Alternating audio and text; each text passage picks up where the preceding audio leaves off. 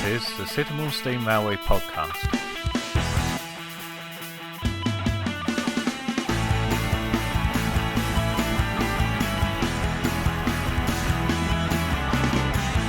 Hello and welcome to the full Sittingbourne Steam Railway podcast. My name is Paul Best and I'm the Railway's press officer and your host for this podcast. This month we will be looking at steam locomotives Premier, Leader and Melior during the virtual journey to Kemsley Down station. On arrival we will have the latest news and updates from the various departments. On the return trip we will look at what's happening at the railway in May and June. In Onward Connections I will tell you about the Wheels of Time. Let's board the train now.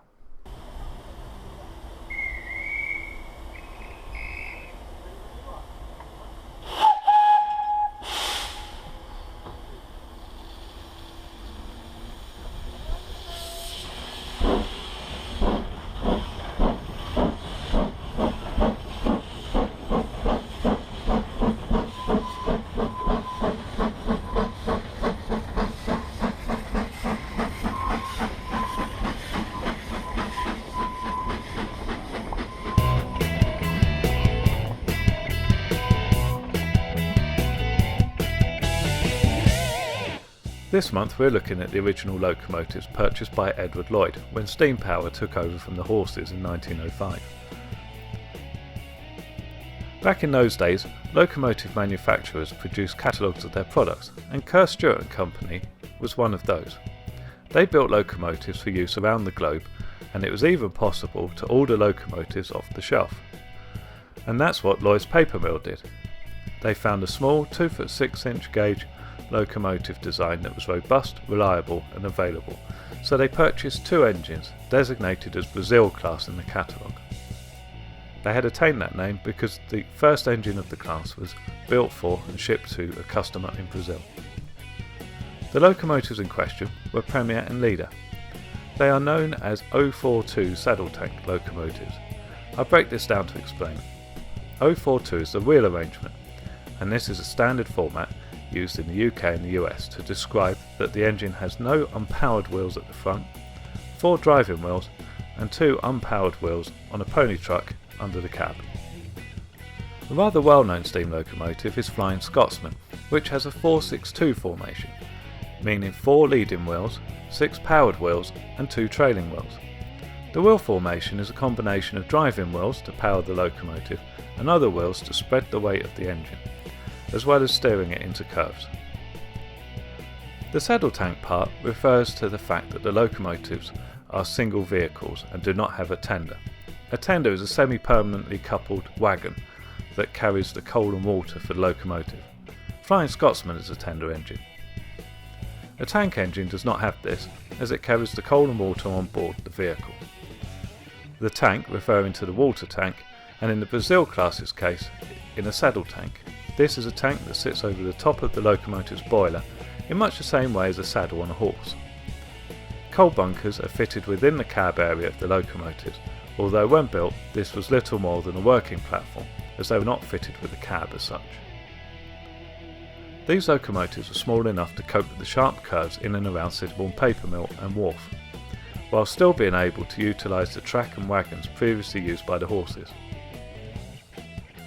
The third Brazil class locomotive, named Excelsior, was purchased in 1908, and the fleet was supplemented by another in 1924, called Melior. The name translates as made better and has several design differences when compared to the original 3 locomotives. The biggest difference is the modified Hackworth valve gear. This is going to be difficult to describe in an audio podcast, but please bear with me. The fundamental principle of steam locomotives is that the coal is burnt in the firebox to heat the water in the boiler to make the steam to power the locomotive. The steam is held in high pressure in the top of the boiler before being regulated into the pistons, pushing the spent steam and air of the previous motion out and moving the driving rods, which are attached to the wheels, and turning them in the desired direction. With me so far? Now, the method by which this is carried out is the valve gear, and is incredibly complicated and simple at the same time, but I don't think I can explain it here. Now, I'm no driver or engineer, so I will produce a short video explaining how this works, as I now need a rest before my brain overloads. Now,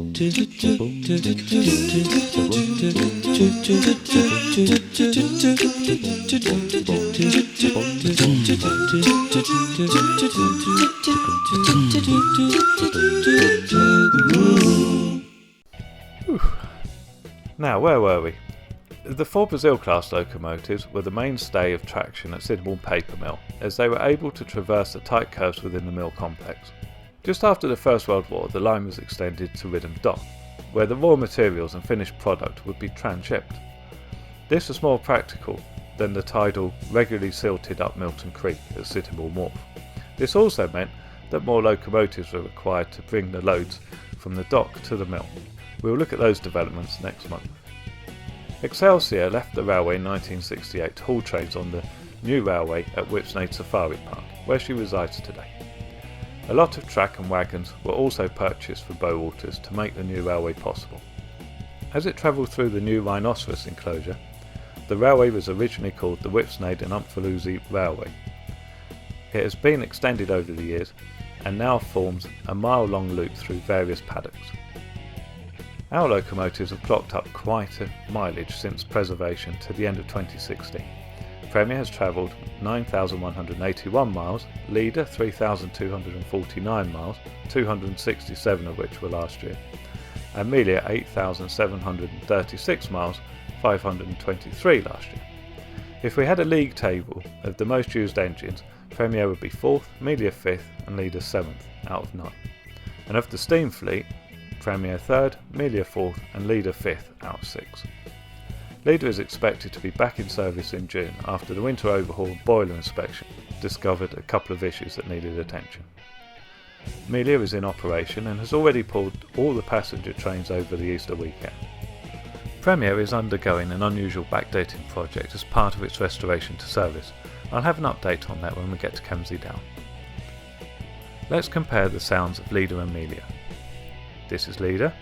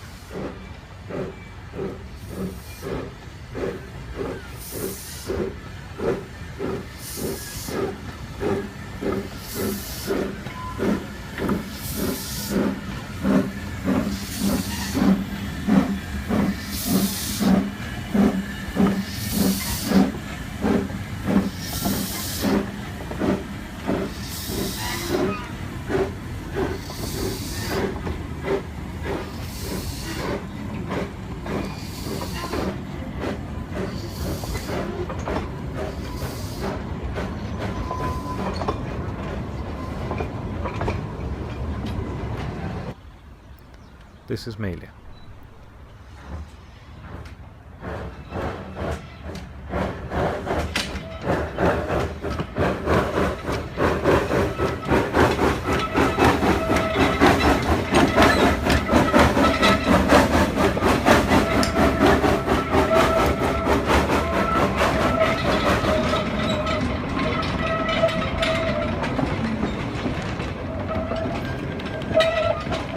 Well, I'm not sure I can tell the difference between the two sound clips, but the first one with Leader pulling out of the station, that was on a passenger train, so it was a little bit slower and steadier, and then the second one was Melior pulling out of the run round loop at Sittingbourne, and they were taken about 10 minutes apart.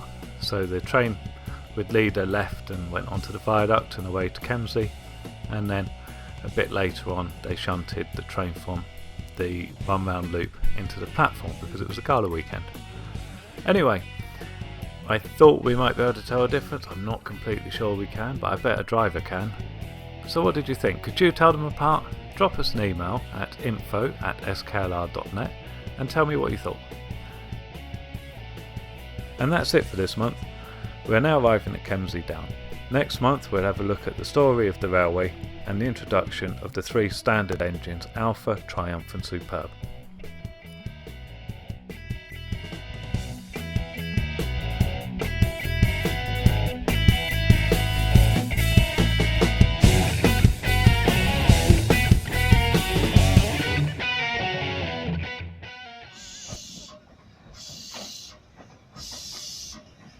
Welcome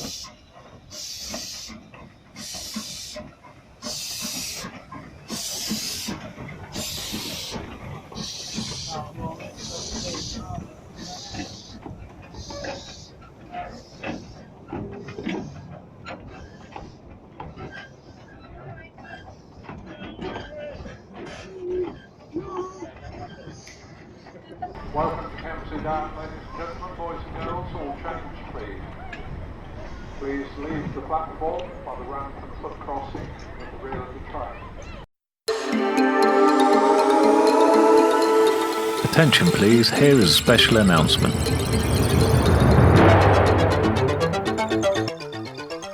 Season started, Choo Choo Tunes, Creekside Railway up and running.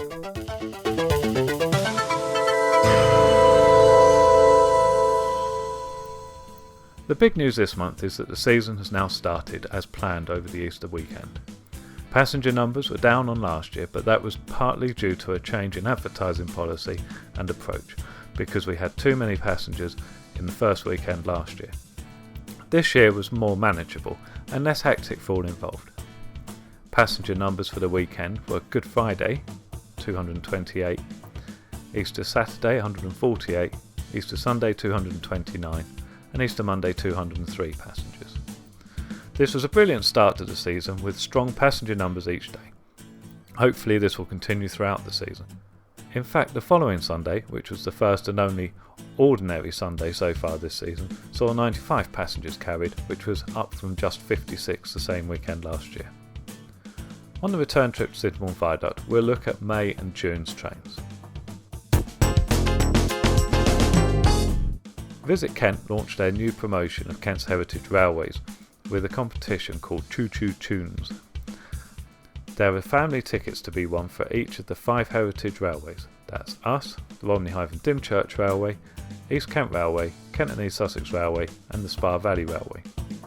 The prize also includes a southeastern day pass to travel to the heritage railway. There are 5 questions to answer on songs featuring railways and with multiple choice answers. Go to www.visitkent.co.uk for more information and to enter. The 5-inch gauge, that's 5 inches between the rails, ride-on railway, has started operating over a shortened section of line. There is no additional fare to ride on the railway, but passengers are welcome to make a donation towards its upkeep.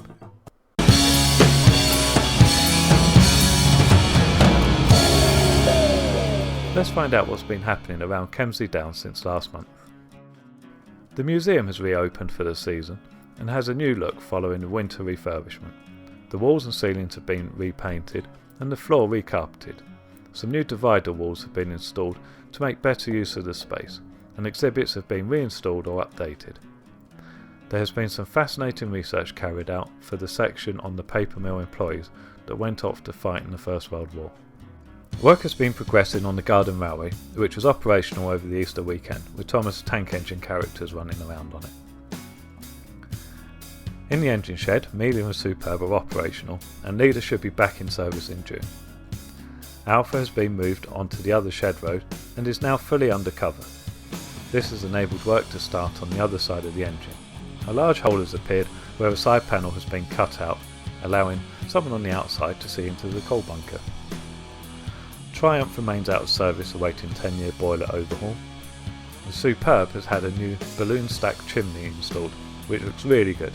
These spark arresting chimneys were essential in the old days, as the locomotives operated within the paper mill and would work between stacks of paper pulp and waste paper that stood up to 3 times the height of the loco, so the fire risk was high. Premier's backdating project is progressing well, both at Kemsley Down, where the bulk of the work is being carried out, and also at the North Norfolk Railway, where the firebox is coming together. The Premier Stay campaign continues to raise money for the next phase of the project. Visit www.sklr.net/Premier for more information. Of the diesels, Barton Hall and Edward Lloyd are operational. Victor remains in bits awaiting a new coupling to connect the engine to the gearbox. This is being made new by a specialist machinist. The P-Way team have been exceedingly busy again, replacing some of the sleepers on Milton Regis Viaduct. This is one of several stretches that will be replaced this year. If you fancy a good workout, they would be pleased to see you on a Wednesday or a Sunday. Email volunteer@sklr.net for more information. The shop is now stocking Oxford die-cast model vehicles, and there's a great book called Illustrated Locomotives and Railways of the South and West of England by Gordon Edgar, published by Amberley Publishing. The front cover features superb on Milton Regis Viaduct, and there is an excellent section on the railway. Priced at £19.99 or £15 for members. There's another good reason to become a member.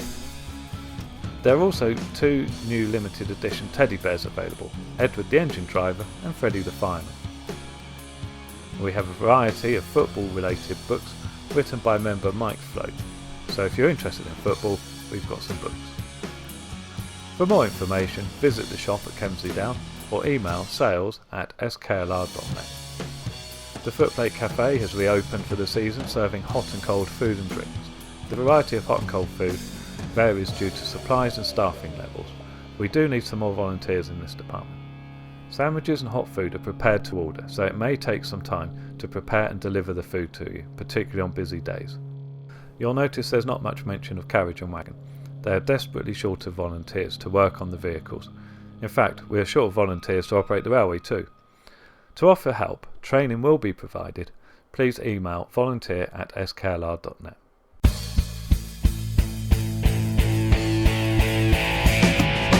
The biggest event of the year is fast approaching. Yes, that's right, Steam and Beer will return to Sittingbourne Steam Railway on the first weekend in July. On the Saturday there will be trains from 11 AM until late into the night, with live music to entertain you throughout the afternoon and evening. Captain Jack Sparrow returns on Sunday to entertain everyone. Trains will run from 11 AM until 5 PM. There will also be a barbecue on both days, plus the usual fare from the Footplate Cafe, and of course a wide selection of real ales and ciders from across the UK, while stocks last. Fares and timetables are currently being worked on. Check www.sklr.net for more information.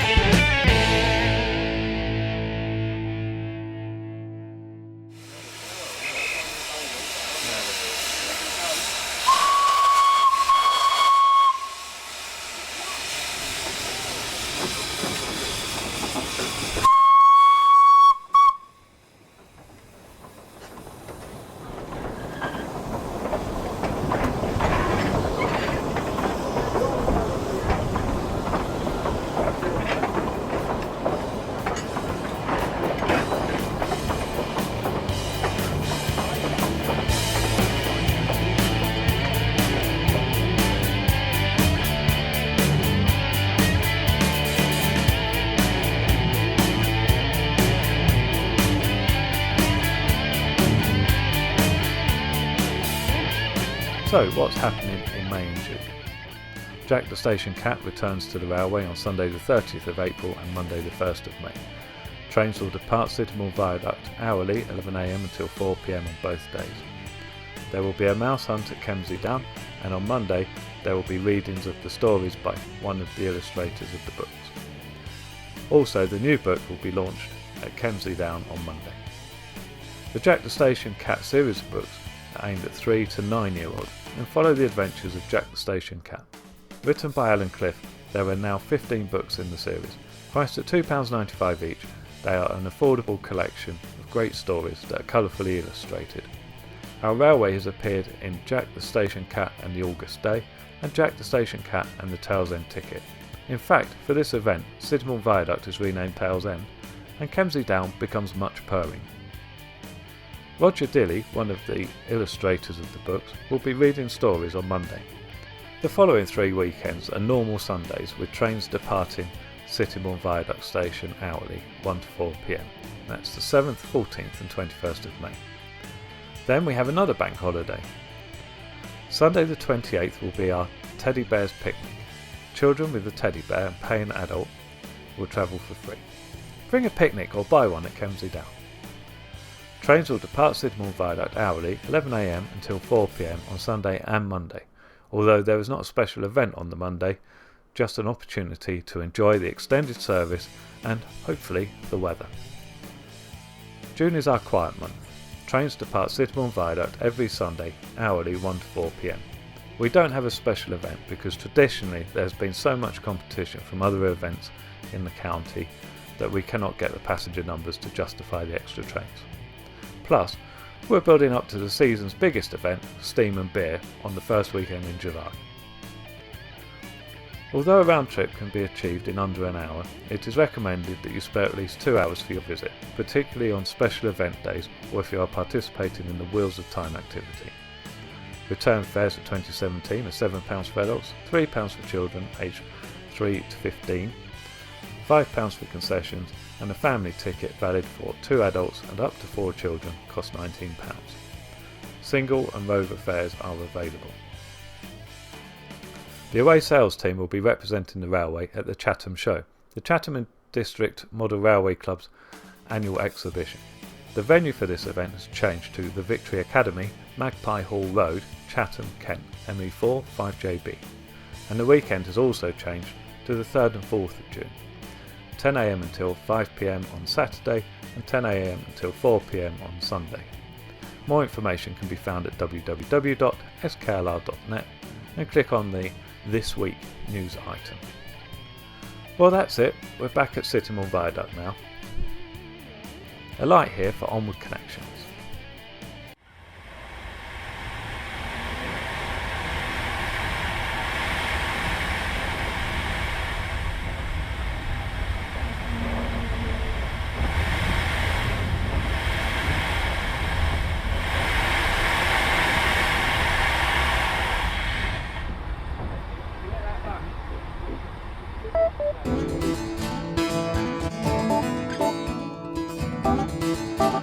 This month we're going to look at the Wheels of Time. Wheels of Time is an initiative devised by Ashford Museum and Kent Children's University and is funded by South East Museum Development Programme and the Brett Group. It has been adopted by 25 museums and heritage centres across Kent, and we are proud to have joined the initiative this year as the first railway to be involved. Children aged 5 to 11 years are invited to join roaming wrecks to learn about each heritage site, where you progress through an activity to collect a unique badge for the venue. On collecting 10 badges, you earn a special Roaming Rex award. Our exclusive badge features a Bagnall steam locomotive. If you're aiming to complete the Wheels of Time activity sheet during your visit, we recommend that you allow at least 2 hours for your visit. It may also be easier to complete the activity on a non-event day, as there are other demands on your time, such as treasure hunts. The Wheels of Time is free, and at the railway you can collect the activity sheets from the ticket office at Sittingbourne Viaduct Station and hand them in for verification and to receive your badge at the shop at Kemsley Down. As I said, it's free to participate, and you can keep up with the latest news about the Wheels of Time through the newsletter, Facebook and Twitter. There are 10 Wheels of Time sites in the borough of Swale, 4 in Sittingbourne, 1 in Milton Regis, 4 on the Isle of Sheppey and 1 in Faversham. So it's possible to attain your Roaming Rex Award badge without leaving the borough. Swale Wheels of Time sites are Sittingbourne Steam Railway, that's us, the Old Forge Wartime House in Sittingbourne, Heritage Hub in Sittingbourne, Sittingbourne Heritage Museum, Milton Court Hall Museum in Milton Regis, Queenborough Guild Hall, Rose Street Cottage of Curiosities, Bluetown Heritage Centre, Minster Abbey Gatehouse, East Church Aviation Museum, all on the Isle of Sheppey, and the Fleur de Lis Museum in Faversham. Further afield, we've got the Agricultural Museum in Brook near Ashford, the Ashford Museum,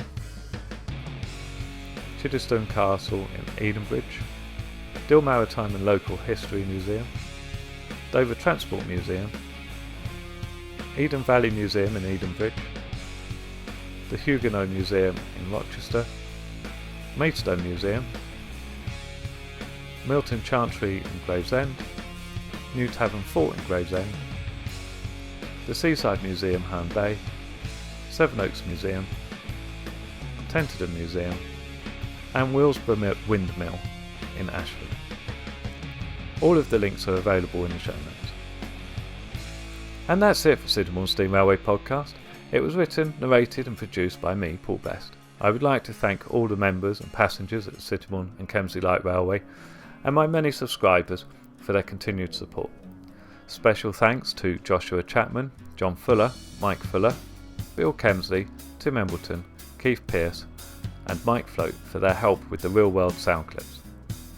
If you have any feedback on the podcast or the podcast app, please email me at publicity@sklr.net. Thank you, and I look forward to speaking to you next month.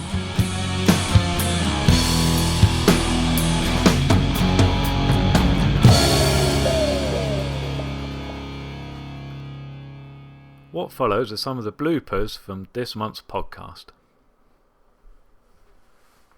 This month we'll be looking at the steam locomotives Premier, Leader and Melior during the virtual journey to Kemsley Down station. On arrival, we will have the latest news and updates from the... Oh dear. I'm going to start that again because it's too slow. From the top. A rather well-known steam locomotive is Flying Scotsman, which has a 4-6-2 formation, meaning 4 leading wheels, 6 powered wheels and 2 trailing wheels. The wheel formation is a combination of driving wheels to power the locomotive and other wheels to spread the weight.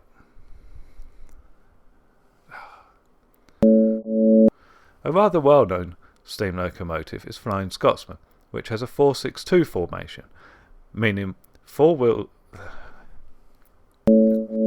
The steam is held in high pressure in the top of the boiler before being regulated into the position. Oh, I knew this was going to be difficult. The steam is held in high pressure in the top of the boiler before being regulated into the pistons, pushing the spent steam and air of the previous motion out and driving the Let's try that again. The steam is held in high pressure in the top of the boiler before being regulated into the pistons, pushing the spent steam and air out of the previous motion. No. This is going to be really difficult. The steam is held in high pressure. Now, where were we? So, the 4 Brazil class locomotives were the mainstay of traction at Sittingbourne Paper Mill. As they were able to... Now, where were we? So, the 4 Brazil class locomotives were the mainstay of the traction. We'll look at those developments in the next month.